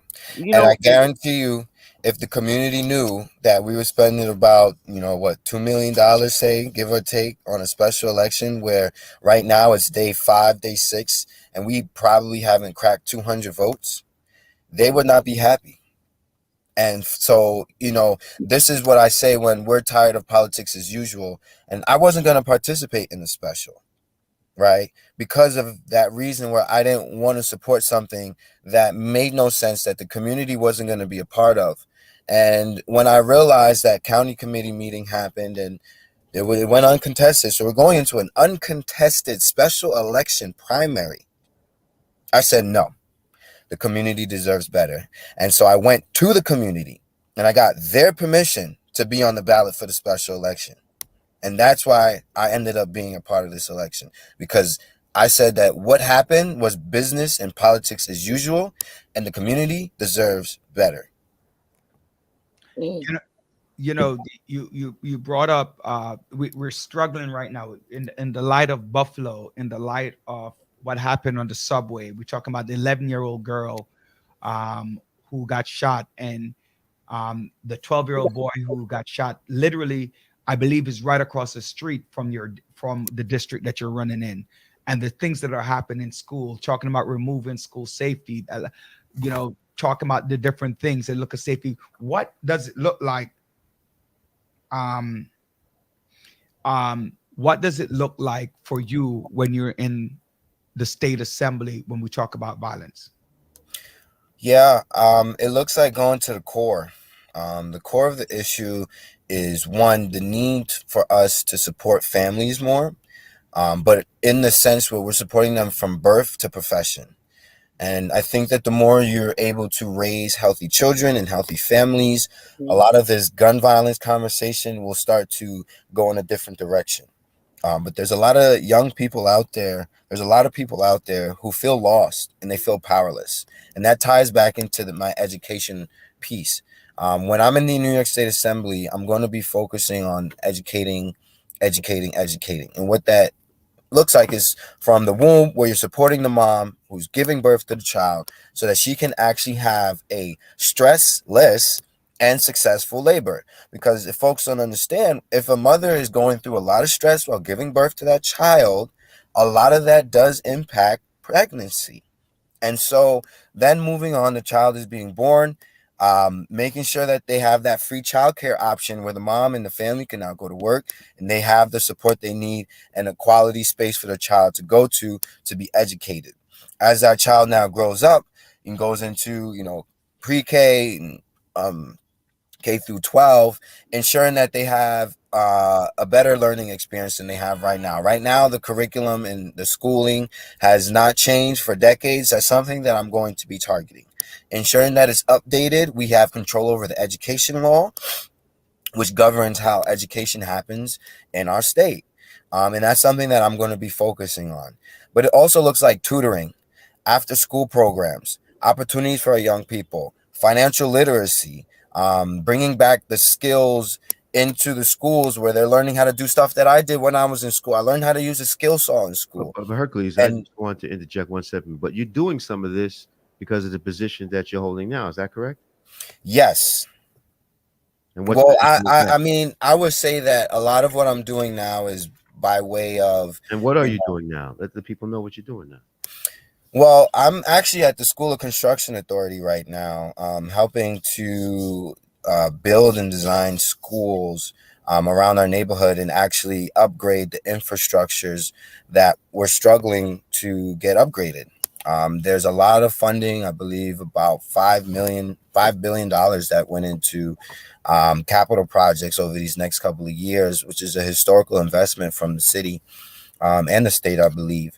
And so we're working on projects all around Brooklyn, Queens, Manhattan, to ensure that students are living in being educated in safe environments. I used to work at City Hall, where I also supported, focusing on education, focusing on local support, bringing resources into different communities, and making sure they knew they had access. So tell us a little bit. You're one of the. We also were discussing today with the high inflation, the high prices, the high everything that's happening within our community, and one of them is about renting. So tell us a little bit on gentrification and the effects, the impact thereof. Yeah, I mean, when we speak to the folks on the ground, housing is definitely something that comes up very frequently. And I myself, that's something I'm dealing with, right? Like, I'm running and I'm not far removed at all. I am in the struggle, right? Trying to afford to stay in my apartment versus deciding if I have to move back home with my family or someone else, until we could figure it out. But also nervous that if I leave here, the next place I find is something I'm not going to want, or it's going to be out of the neighborhood, um, and I'm not going to be happy. And so you have affordable housing that is not affordable. My community members, they see buildings going up and they cannot move into them. They can't afford to move into them. When they apply, they don't get access. And that's a very big issue for them. And so in the assembly, I'm going to make sure that there's laws placed that stop us from displacing our community. One thing that looks like is when there are new buildings going up into the community, that we ensure that the community does indeed have, as we say, first dibs. If we're moving people out of their apartment to redevelop it, we should be making sure that they have a competitive, comparable option to go to. I think we spend lots of funding on homeless services and homeless folks. If we spent more time keeping people in their homes, keeping people in their apartments, that same money could then go to being proactive and not reactive. And that's something that I want to focus on. And also building deeply, truly affordable housing where we're focusing on not an income, but low income, where we're focusing on families that make maybe $70,000 or less and ensuring that they get a place to have over their heads. Because right now, that is a lot of the issue. A lot of the affordable housing is for families and people who make, 70K and up, six figures, some of them. And it's just like, where do you think that money's coming from? I disagree with that. What you just said in regards to the people who make 70,000 or less. I think it has to do with family size. A lot of the homes that affordable homes they put up states that 6 people have to make 25,000. Or, how are these people supposed to? So I see a lot of, you mentioned 75,000. I'm seeing more of, hey, it has to be 10 people in a home in order for you to qualify as um, affordable homes.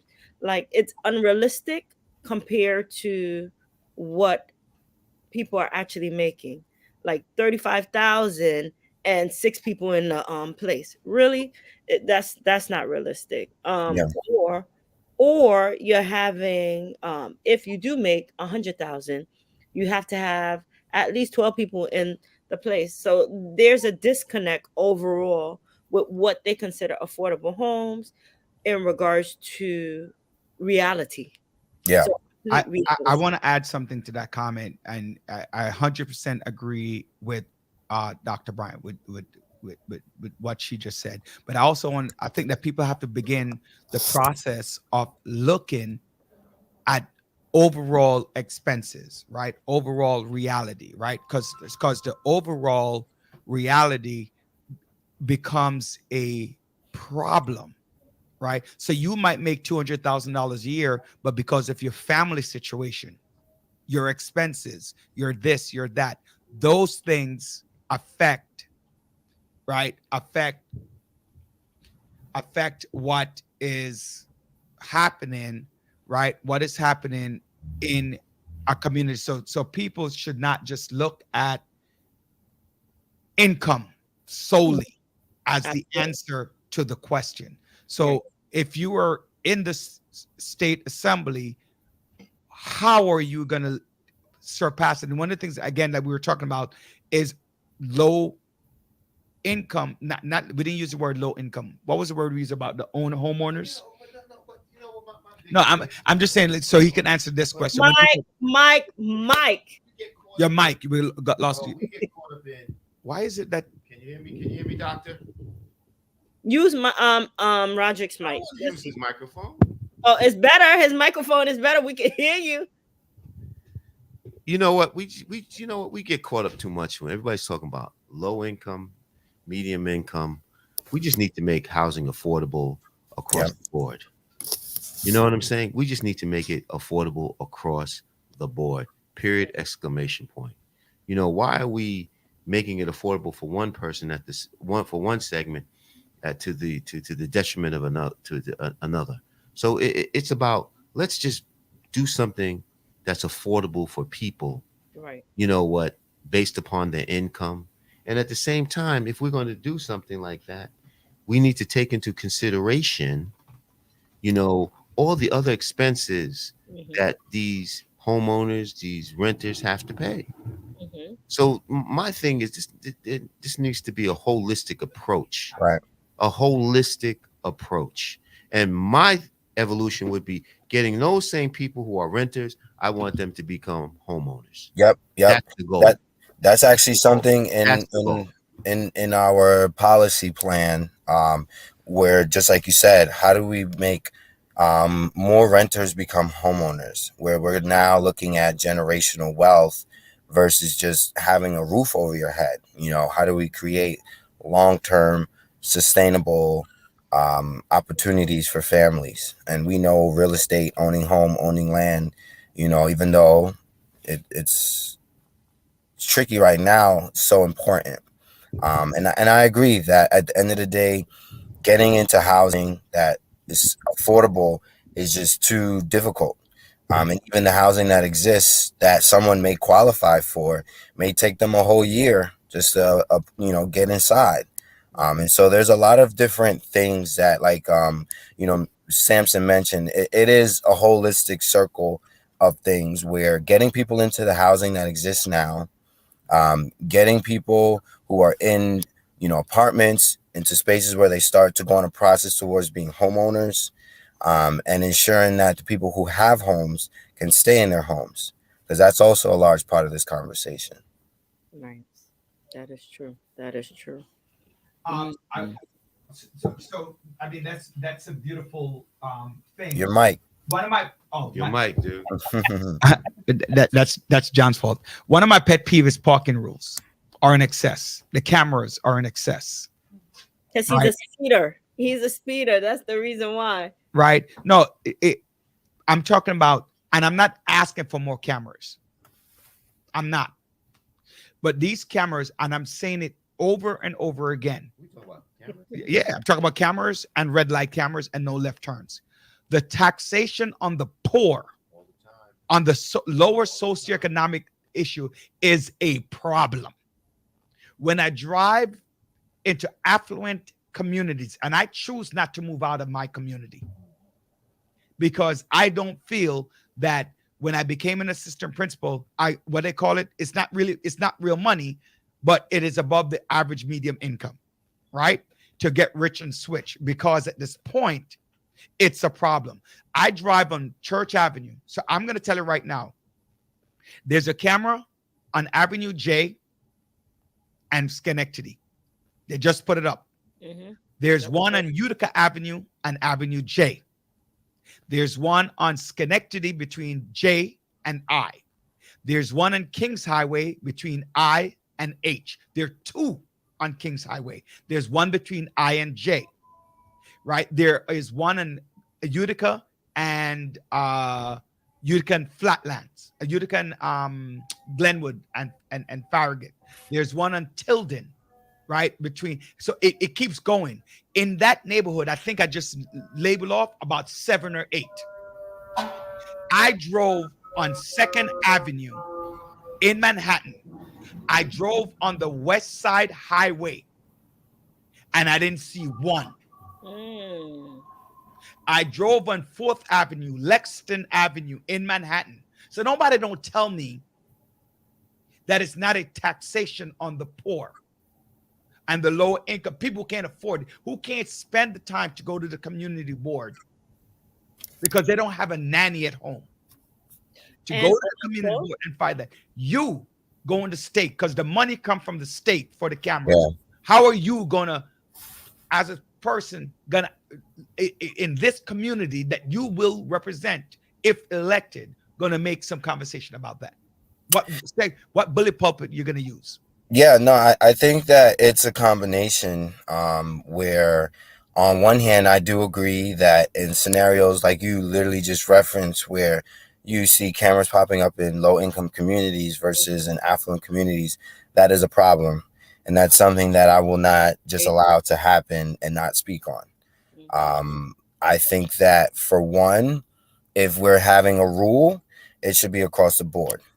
Second piece is that I believe that the city should have more control over what's happening on the streets. And I think right now the state overseeing a speed camera system where, the city has to deal with all of these things. I think the city should have more control where the local council folks can have more of an input, as well as the local community boards, on where they go and how they operate.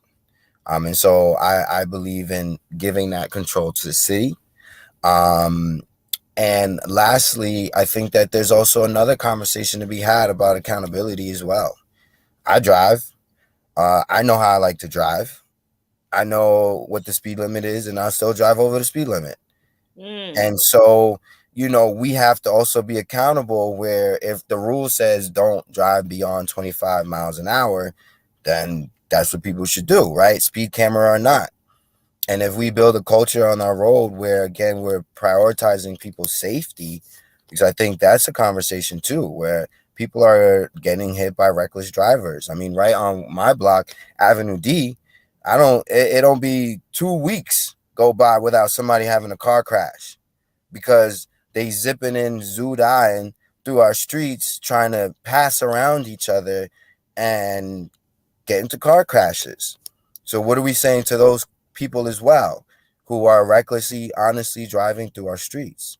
And so I want to have both conversations: fair policies, but also accountability.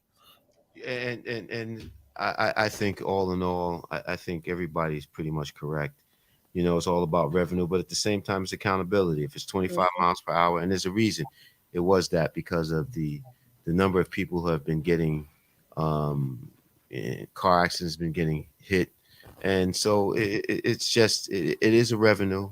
It's a regressive tax, and it's always done based upon our backs. But at the same time, there was a reason for this, because individuals were, especially in those school, first it started in the school zones, Mm-hmm. it expanded, and because they saw this as a way to generate revenue, because every year the state is always looking for ways in which to have reoccurring revenue, not Right. one-shot deals, but reoccurring revenue. And this is a reoccurring revenue because they know our natural inclination is not to drive within the 25-mile speed. You know, before it was 30, 30. Yeah. 35. Now it's 35. down to 25. I want to just add something. I don't. You they keep showing me this number that the show me where the physical number, right?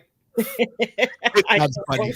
That is so funny. I can walk faster than 25. You know what? Honestly, I was driving the other day on Church Avenue. The guy actually make it down the street before me. Swear to goodness. The one issue that I wanted to, you got to show me numbers. Show me that Manhattan is safer than Brooklyn, right? Show me that Manhattan is safer than Brooklyn, right? And now you want to make the camera 24/7, right? But you gotta, but what one thing I will, and again, I just want to be clear. I stand for equal across the board, right? There's Yeah. no way I that stand to get rid of the cameras. Manhattan should not have cameras the way that I Brooklyn does. stand like Long Island to get rid of the cameras. You can put it in school zones because it's needed. Period. But my producers tell me we need to wrap up, so let me do that now. You got about a minute to finish up, Hercules. Go ahead, talk to us. Oh wow. Well, there's an election on Tuesday, and early voting has already started. I've been hearing for too long that folks are tired of business as usual, but also they're ready for the next generation of leaders to step up and take on the mantle and pick up the baton and continue the race. Well, I'm that young man. I'm that young man that's willing, ready, and able. I'm tired of business as usual. I'm tired of suffering. I'm tired of seeing my community go in the wrong direction. And I'm not running for office to do things like everybody else. I want to do things differently. I'm going to do things differently. I'm going in there like Jesus did, to turn over tables, kick down doors, and throw out the trash when necessary to ensure that our community has the resources that it needs. We've been starved for too long, and I'm ready to turn the needle in the right direction to move our community forward. And a vote for me is a vote to invest into our future, that of our youth and young people, but also supporting the dignity of those who have laid down the path to make sure that people like me have opportunities like this. And the same way that I was passionate to come on here and have this conversation with you, to walk through the streets, to get petitions twice, to be a student government president while healing from being hit by a car in 2015, and the list goes on. I'm going to bring that same energy and zeal into my community, which I live in and I love. And why not make home better if you live there? All right. Right. All right. Awesome. Thank you, Hercules, for that. Thank you. We're looking forward to whatever it is that you're doing, win or not win.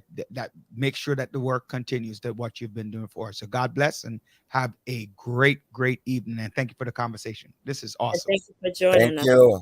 Thank you for having me back. You all stay blessed and have a good night. All right. You too. All right.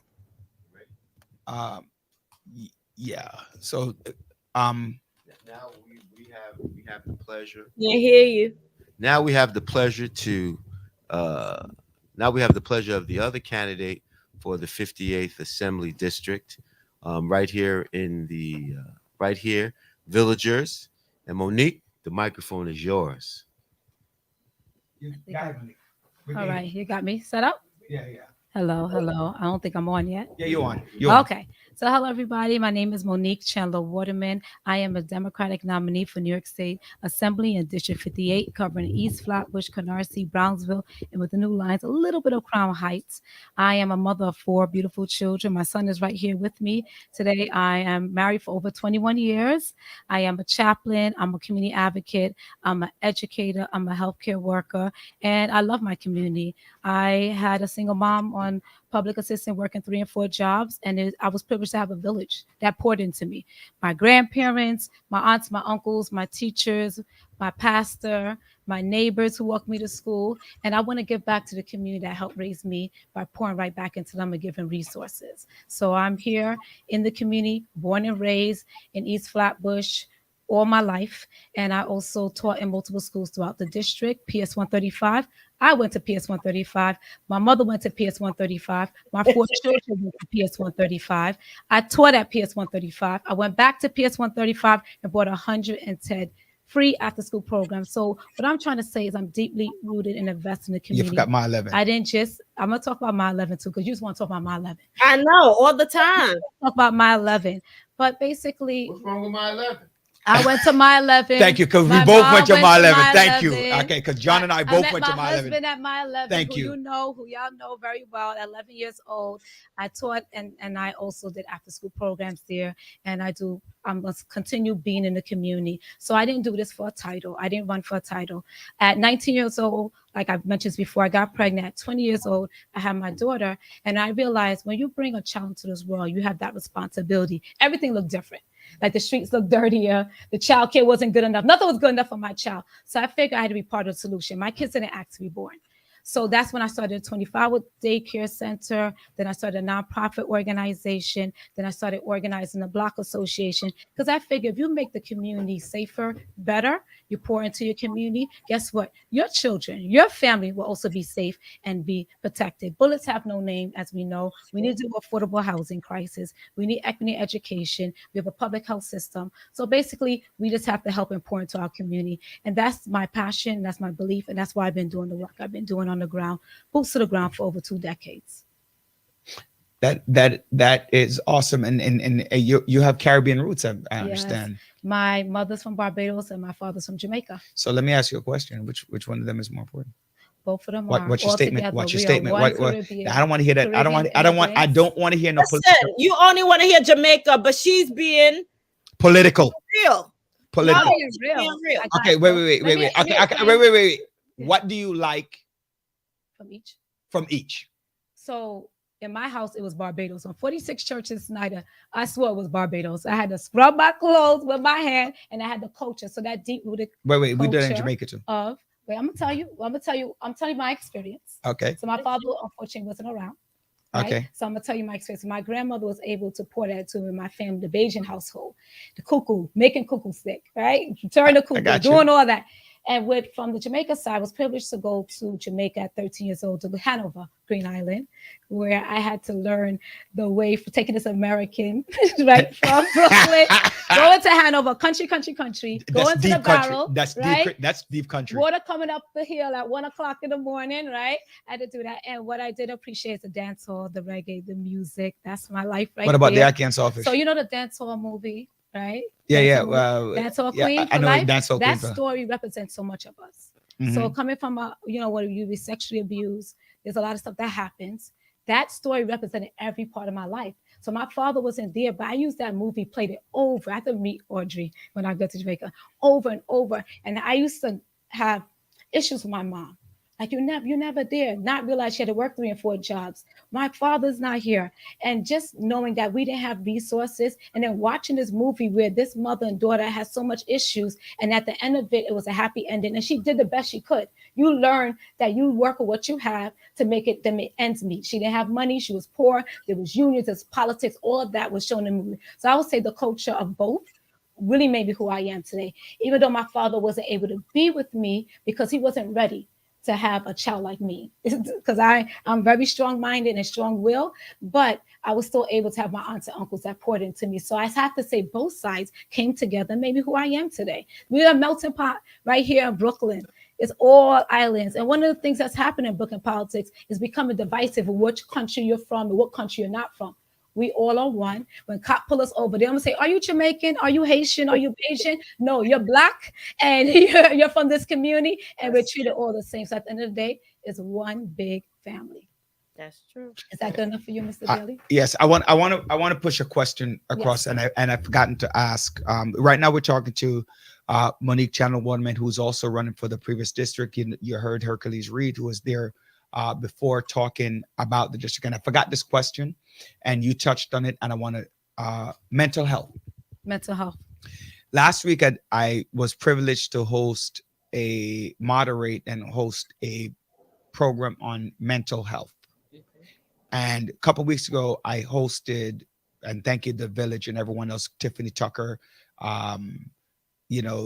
Stop Hiding. And last week was International Wellness Organization Federation. And both of them addressing issues. And you touched on sexual abuse. The mental health component, I did, and like I said, I missed the opportunity to ask the question. I did remember it, and it slipped me. As a state representative,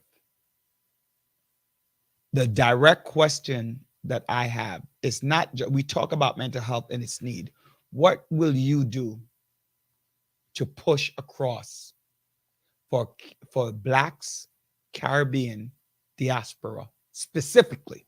Not that everybody doesn't need it, but we are generationally the people who don't use it for whatever reason. So how would you use either through policy or bully pulpit to address the concern? I just lost her. The volume went down. Yeah, I had feedback. So something just happened.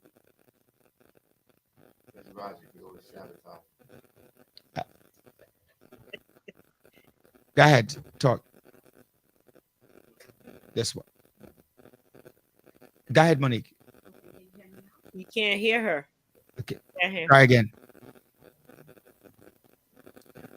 Try again. Roderick, there's feedback on you. I know. I'm hearing the feedback, but I'm not sure. What did you touch? I didn't touch anything. I didn't even move. Okay, can you hear me now? No, the mic. Vividly. I mean, faintly, not vividly. Yeah. Wrong word. I don't know what just happened. Okay.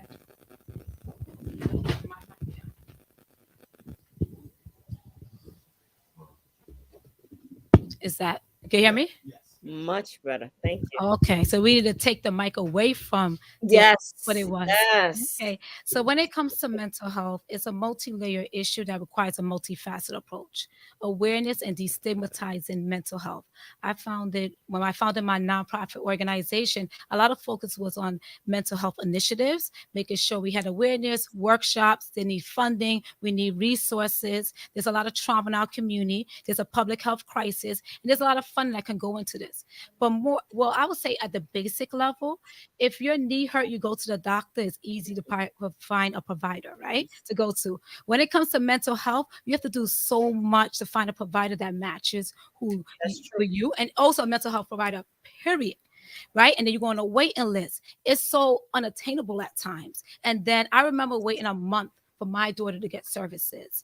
And so what I've done is part of, I'll say 80 weeks. We've been doing the parent teachers student check-in where we do social emotional health every Friday at 4:00. Now we change it to 5, where we have the administrators on, educators on, parents, because when the pandemic happened, we know that trauma was real, mental health. Mm-hmm. So we have a social worker that comes on a platform where we talk about mental health a lot. Just, I think, speaking about it, having access to it, and then making sure that even when you have police officers, it's not talked about with them. It's not something that's promoted within those departments, those agencies. So on every level, from elected officials, from leaders, we all have to be talking about it and make it like an everyday practice.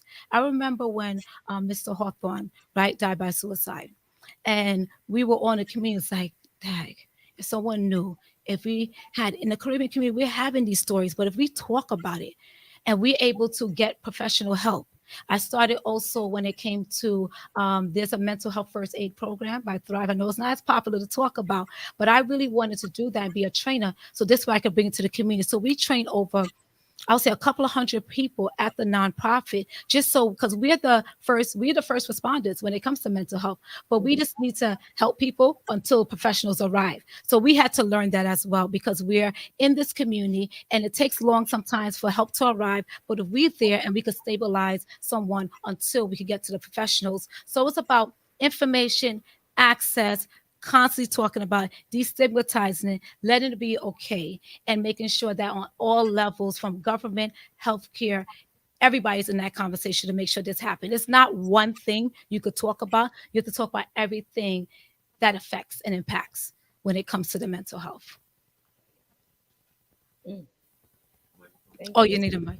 This is this is going to be funny. I think you're correct. I think a lot of people who are impacted by the criminal justice system, there's a piece of mental health that exists and has gone on for years and decades that has not sought treatment at all, and as a result, it winds up uh, those getting any sort of mental health assistance is from the correctional institutions. It's a very unfortunate. I see it every single day, and it truly has an impact on that. And this is something that we need to tackle.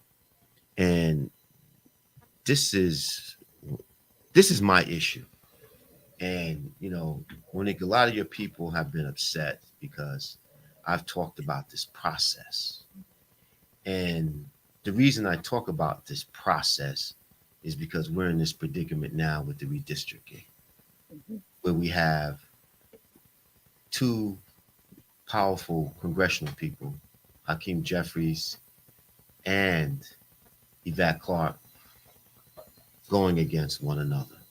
You have two African American brothers in Westchester competing against one another.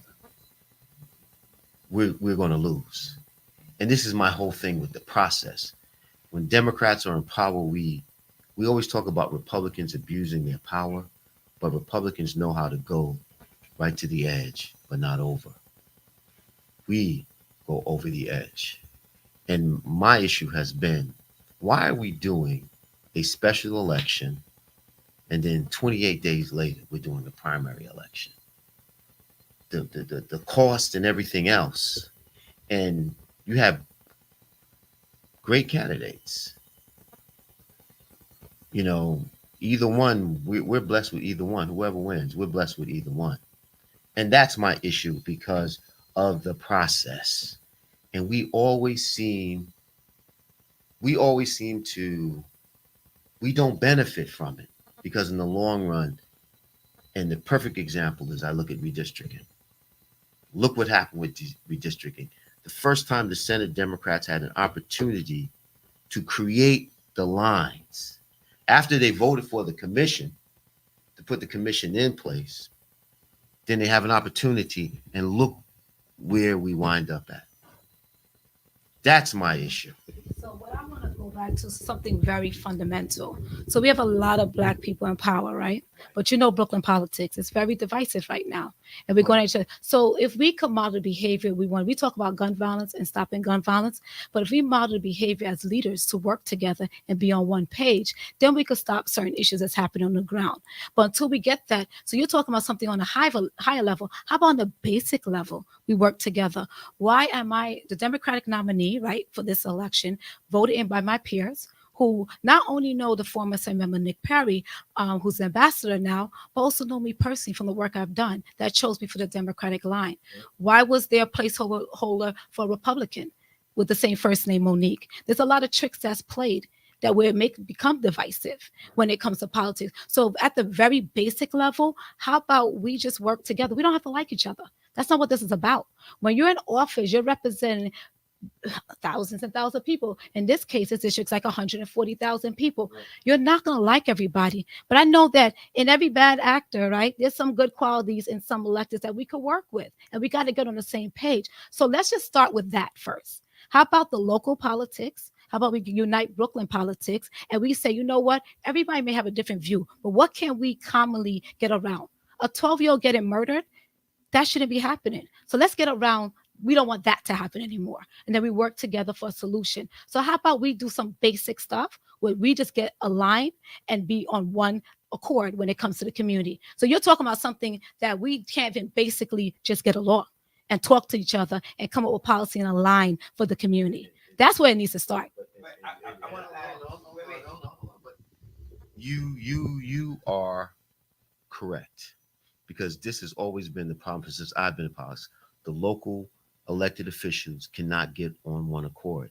And something that everybody was upset when Donald Trump said this, but he's correct. When we have all this turmoil going on and the violence and everything else, Democrats are in control on the local levels. Why are we always in the same predicament when we have the mayor, we have the U.S. Senate? Why are our communities always looking like that? And you know what? And the reason that exists is because of the internal fighting that exists between us at our local levels. We can't just get out the way in order to, if somebody is better than me and wants to run for office and know what they can do, you know what? God bless you. I support you. You do what you got to do as long as you're doing. Everybody can't be an elected official. Sometimes you don't want to be an elected official. But at the same time, if you're going to do something for the community, support it. But our problem is there's just, we are, what do they always call us? We're always crabs in the barrel.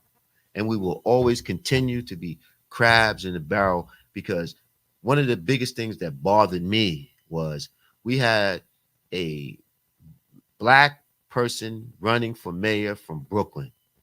And my man had to get the majority of the support from people in the Bronx, more so than the people in Brooklyn. That just didn't make no sense to me. One of the points that I want to say, and John and I, we have been debating this back and forth with you running in the special election. And I don't want to tarry too long on it because we have a couple more questions. We only have it for a few more minutes. One of the things that I've been saying and have stated numerous times, you personally have no control over the election. But whoever has, all the people who have control, the undercurrent is some of the people who have a control of what happened has a candidate in you know, they have placed candidates into the running for that same seat. So if you, who is the, So how many candidates running? there are three. There's three. Yeah, one named Monique, and according to Monique, she alluded to, I don't know that factually, she might know more than me, that was personally placed there with the same name, right? The fact of the matter is, and what I said to John is, we don't like the system. I personally don't like it because it's an economic burden. So that could be a very good question for you. Would you look into that system? Say, I would try to say that we don't have elections, Changing it. right? Changing that component, that you don't have an election 30 days, whereas because it's the election, the campaign finance board is run by taxpayers' money. That's a very interesting question. Just like we alluded to, the commission was on the Democrats, and now we have a problem with the redistricting because now that's the word I was looking for earlier, John. Overzealous, right? Overzealous and overreaching. And now we got four African. And now we have four African American placed against each other. What I think in everything we do, we have to realize how it impact the community. I know that jobs were created. I know that before there weren't even legislation that says you have to have it within a certain amount of time. So people went unrepresented for a period of time. So then legislation was put in to make sure that that doesn't happen. There's always in legislation ways we could tweak it and see what works best. So when you come across a hiccup, then you come back to the drawing board, you speak to the community members, all involved, and you figure out how moving forward it could change, be better, or what have you. So to me, I'm going to always go back to the people in the community and make sure that, what do you think? let's go over this process. We can use this as a case study. I plan to have monthly meetings where we go over and educate the community. This is what I'm doing as elected official. This is what happened. This was some, discourse about this. Let's lay it all out. How much money it was. This is what it cost. What makes sense. What don't make sense. Let the community decide and let them speak. Because they're the one who voted us in. They're the one who's their tax dollars. They're the one who's impacted, and let them make that decision. So I think that anything you do, if you want to make it work better or you want to tweak it, you still got to go back to the stakeholders that's affected and impacted by it. So everything comes back to the community. So I Yeah. don't know everything. And I'm not going to come up here and profess I know everything. What I do know is that people that vote you in have that power and that voice. So we got to constantly go back to them to make sure that, we represent them the correct way. That, you know what? I agree with you wholeheartedly about that. But I think the point that Roderick and John was trying to make is transparency in the amount of money that was spent is where I don't think our people knew know fully that, hey, this amount. So definitely, like you said, using it as a case study would make a whole lot of sense.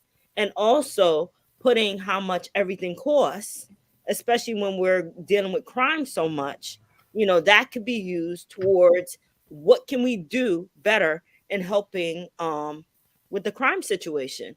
We could use our money a lot more effectively that way instead of having election 20 something or 30 something days apart, because that's a waste of time and money.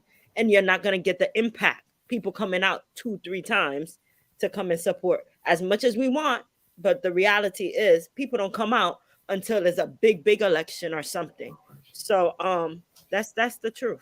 That's the truth. So what are some of your ideas in regards to impacting crime that we're dealing with or helping, or what are some of that?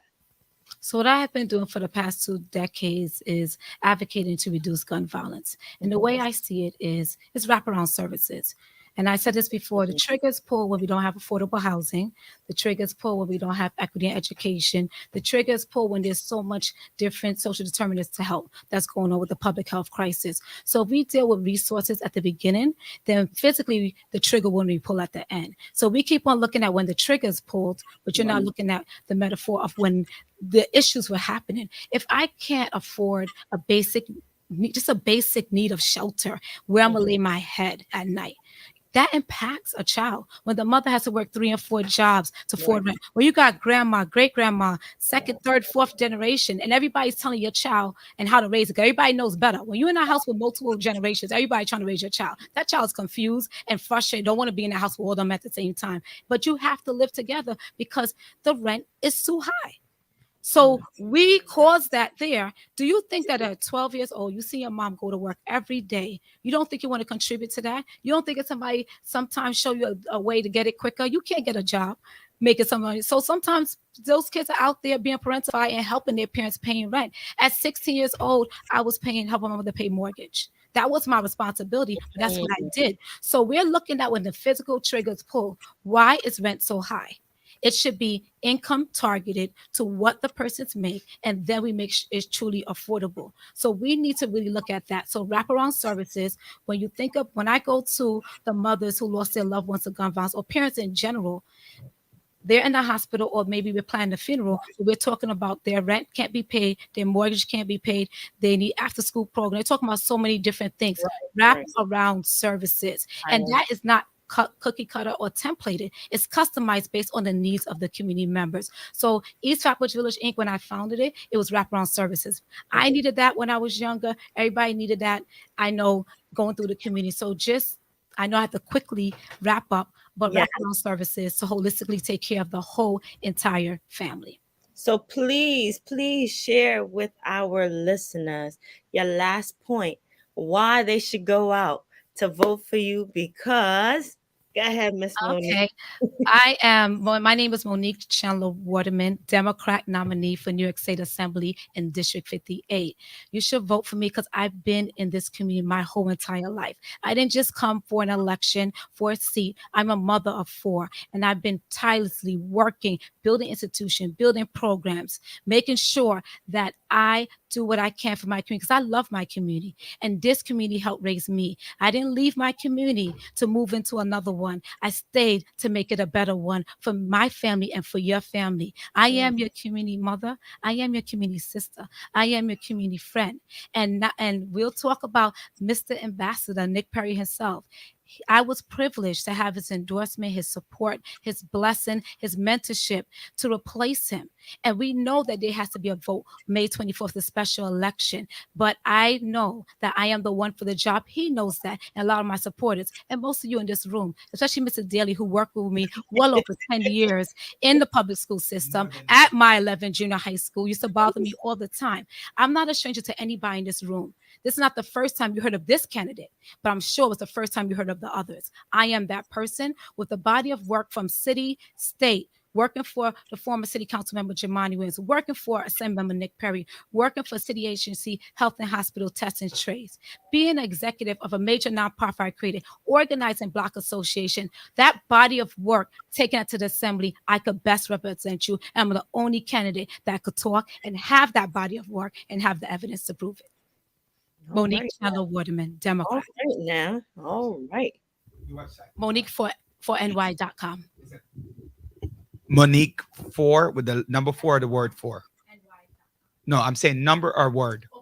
Okay, so Monique FOR for NY.com. Listen, ladies and gentlemen, we looking forward to next week, Tuesday. We want to thank you for listening, watching, viewing, sharing the village. If you missed the whole show, we spoke about a lot today. Join us at YouTube at www.youtube.com. You know that. Type in the Village Radio Talk Show and get a look. God bless each and every one of you. Have a great remainder of Thursday. On behalf of John, Joanne, Andre, Sophie, and myself, I'm Roderick Daly. Rudy, God bless each and every one of you. Have a great evening.